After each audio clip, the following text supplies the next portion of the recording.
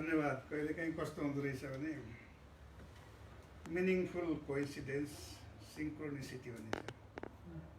कहाँ हामी चाहिँ नर्थतिर गएको बेला बहिनीले पत्ता लगाएर जुन यो इन्ट्रेस्टिङ स्टोरी मौका भइरहेछ जहाँसम्म यो अन्तर्राष्ट्रिय नेपाली साहित्य समाज छ कसरी कसरी कोइन्सिडेन्स भइरहेछ। मेरो किताब संसारिक पाठशालाको जुन पहिलो जुन विमोचन भएको थियो त्यो पनि कोइन्सिडेन्टली म अमेरिकामा भएको बेलामा अन्तर्राष्ट्रिय नेपाली साहित्य समाजकै एउटा ठुलो भेला चाहिँ भर्जिनियामा भएको थियो। मैले त्यस परिप्रेक्ष्यमा मेरो दाइ मोहन सिटलाज्यूलाई पनि सम्झिन चाहेँ अनि खास गरी हाम्रो विश्वकर्मा पदम विश्वकर्माजीलाई पनि सम्झिन चाहेँ। उहाँहरूले चाहिँ तपाईँको किताब त यो मञ्चबाट हामी चाहिँ गरौँ के अरे विमोचन गरौँ भनेर कस्तो मजाको सिङ्क्रोनिसिटी भयो। त्यसमा मेरो भाइ पनि हो अहिलेको जुन अमेरिकाको महामहिम राजदूत अर्जुन कार्की, उनीहरूको सबको सहायताले कस्तो राम्रो गरी त्यो विमोचन भयो कि अब त्यो यहाँ पनि कोइन्सिडेन्स भयो। अहिले हामी चाहिँ बुढाबुढी धेरै भयो, बुढी अब जाउँ हामी घुम्नलाई, के छ जिन्दगी यो कोरोनाले के गर्छ भन्छ। त्यसैले यस सभाका सभापतिज्यू र सम्पूर्ण अहिले जुन नवनिर्वाचित एउटा टिम एउटा समिति जुन गठन भएको छ त्यहाँका सम्पूर्ण सदस्यहरूलाई म आफ्नो हृदयबाट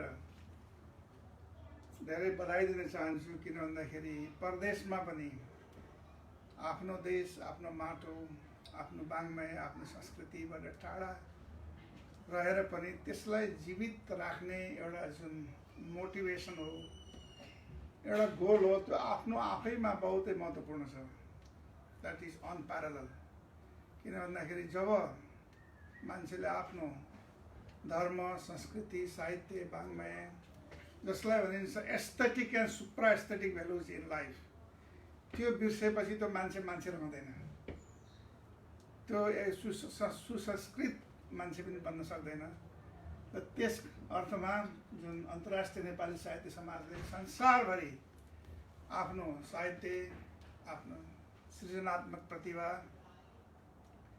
र आफ्ना जीवन दर्शनहरूलाई साहित्यको मार्फतबाट जुन जीवित राख्ने र ग्लोबलाइज गर्ने र नयाँ पिँढीहरूमा पनि लाने जुन प्रयत्न गरिरहेको छ त्यो मेरो लागि साह्रै सराहनीय छ।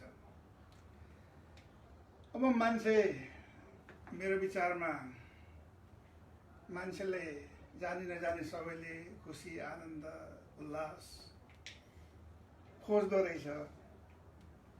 तर मलाई सोध्नुभयो as a student of spiritual or wisdom tradition, साहित्यलाई मैले आफूले फ्रेमवर्कमा राख्नु पर्दाखेरि दुई तिनवटा किवर्डहरू म सेयर गर्न चाहन्छु। एउटा जसलाई भनिन्छ रस, त्यसको फ्रेमवर्कमा। दोस्रो रुचि, यसको पनि म व्याख्या गर्न चाहन्छु। तेस्रो हो भ्यालुज एन्ड भर्च्युज इन लाइफ अथवा जीवन मूल्य दर्शन। जीवन मूल्यमा केही कुराहरू आउँछन्। सबभन्दा पहिलो सूत्र मैले भने जुन रस। यदि तपाईँले उपनिषदबाट नलेज लिनुभयो र सोध्नुभयो कि यस्तो विविधताको जुन संसार छ, रङ्गी फुलहरू फुल्छन्, यहाँ रङ्गी मान्छेहरू छन्। अफ्रिकामा आफ्नो खालका मान्छेहरू देखेँ मैले, साउथ एन्ड सेन्ट्रल अमेरिकामा अर्को खालको मान्छेहरू, युरोपमा हजुरहरूले देखि नै हाल्नु भएको छ। हाम्रो नेपाल त संसारकै एउटा म्युजियम नै हो, त्यहाँ त 123 भाषाभाषीका मान्छेहरू बस्छन्। सबैले जानी नजानी कसरी जिउन खोज्दा भन्दाखेरि जिन्दगीमा एउटा रस आओस्। किन भन्दाखेरि purpose of creation is to create रस, त्यही भनेको छ वेदान्त दर्शनले। रस खोज्दो रहेछ मान्छेले। त्यसका लागि साहित्य, सङ्गीत, कला, जुन aesthetic and super aesthetic value. दोस्रो कुरो, यो विविधता जुन साहित्यमा भएका विविधताहरू छन्, डिफ्रेन्ट एप्रोचहरू छन्। मैले पाकिस्तानीहरूसँग पनि झन्डै 11-12 वर्ष प्रोजेक्टहरू चलाएँ। अफगानिस्तानमा पनि त्यहाँको जुन उर्दू साहित्यका राम्रो मान्छेहरू पनि भेटेँ। तिनीहरूलाई पनि यसो मैले हेर्दाखेरि हरेक मान्छेको चाहिँ केले ट्रिगर गर्छ त, केले चाहिँ मनको तार बजाइदिन्छ भन्दाखेरि साहित्यका जुन इन्साइट्सहरू भनिन्छ नि, इन्साइट चाहिँ बुझेपछि त्यसले तार बजाइदिँदो रहेछ है। र अनि त्यसअनुसार मान्छेले कुनै न कुनै फर्मको साहित्यमा चाहिँ रुचि राख्ने र साहित्य अनि त्यस मार्फत खोजेको फेरि के हो भन्दाखेरि खुसी र आनन्दै हो, त्यो प्राप्त गर्न खोज्दो रहेछ। त्यसैले त भनिन्छ भगवान् शिवले एउटा सूत्र दिनुभएको छ कि संसार यो विस्तारमा कयौँ प्रकारका मान्छेहरूलाई शिवालजी हजुरले पढ्नु भने यस्तो त्यो स्पिरिचुअल एउटा विजडम र इन्साइट र एउटा चाहिँ त्यो एउटा विजडम ट्रेडिसन हो जसले चाहिँ चाहे त्यो जुनसुकै ट्राइबल ग्रुपका मान्छेहरू हुन्, जस्तो सुकै चाहे त्यो वेदान्तित हुन् अथवा तान्त्रिक हुन् या भूत प्रेत पिचा सबलाई इन्टिग्रेट गर्नुभएको थियो नि त त्यो मेटाफोरिकली होइन। किनभने सबैको रसका लागि त्यो डाइभर्सिटी चाहिँदो रहेछ, किनभने सबैको रुचि फरक फरक हुँदो रहेछ। त्यसैले हाम्रो जुन विजडम ट्रेडिसनमा भनिन्छ रुचिराम वैचित्रा रुचि कुटिल नाना पथ जुसाम त्र्यम्बको गम्य तमसी बहिमा प्रेमम यही भाव भने यसरी छ होइन। त्यसको अर्थ के भन्दाखेरि यो रुचिहरूको भेरिएसनको विचित्रताले गर्दाखेरि डिफ्रेन्ट मान्छेले त्यो रस प्राप्त गर्नलाई कसैले बाङमोटिङको बाटो, कसैले कस्तो खालको बाटो, कसैले के एलिमेन्ट राखेको छ, कसैले के एलिमेन्ट राखेको छ। अनि त्यसले गर्दाखेरि चाहिँ जसरी डिफ्रेन्ट जोग्राफिकल अथवा डिफ्रेन्ट टरेन भएको ठाउँमा खोलाले जस्तो सुकै बाटो लिए पनि पुग्ने त त्यसले समुद्रमै हो फाइनली, त्यस्तै गरी यो हाम्रो विविधताले भरिएको नेपालमा हरेक मान्छेले डिफ्रेन्ट रुचि अनुसार उनीहरूको साहित्य, उनीहरूको त्यो सृजनात्मक प्रतिभा त्यो फ्लोरिस गराउनुपर्छ र त्यसलाई इन्टिग्रेट गर्न जान्नुपर्छ। अन्तर्राष्ट्रिय नेपाली साहित्य समाज जुन जुन कुरा लुकेका छन्, कति खालको भाषामा, कति खालको आदिवासी अथवा जनजाति अथवा जोसुकै भनौँ, त्यहाँ पनि एउटा के यस्तो यस्तो इसेन्सहरू हुन्छ। यति भनिसकेपछि मैले अन्तिम कुरामा आएँ जसलाई भनिन्छ भ्यालुज एन्ड भर्च्युज इन लाइफ, जीवन मूल्य दर्शन।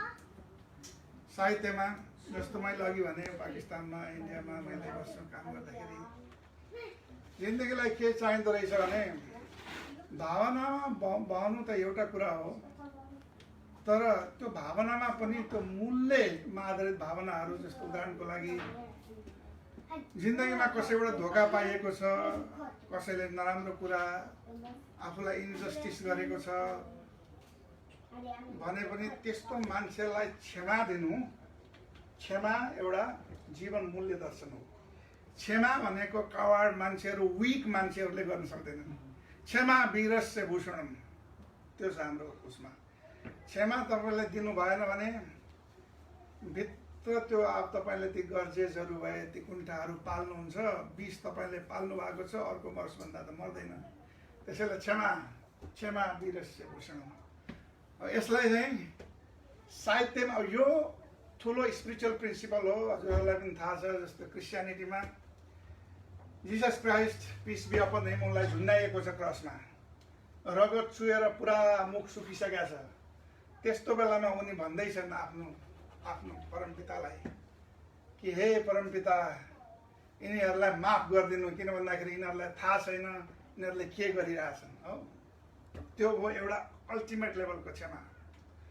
अनि अब हाम्रो व्यावहारिक सत्तामा त हामी त कयौँ मान्छेले कसले के बनाएछ होइन, किन देश छोड्छौँ हामी भन्ने कुरा उहाँले राम्रो गरी बताउनु नै भयो। तर यसमा चाहिँ अब अलिकति मैले उर्दू सायरी पनि त ल्याउनु मिल्छ, आखिर साहित्य जहाँ पनि हाम्रो देशमा पनि त होइन, सीमा हुँदैन नि होइन।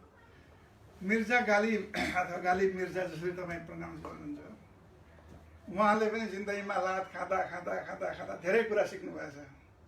उहाँ भन्नुहुन्छ कुछ इस तरह से मैंने जिंदगी को आसान कर दी, कुछ इस तरह से मैंने जिंदगी को आसान कर दी, किसी से माफी माग ली, किसी को माफ कर दी।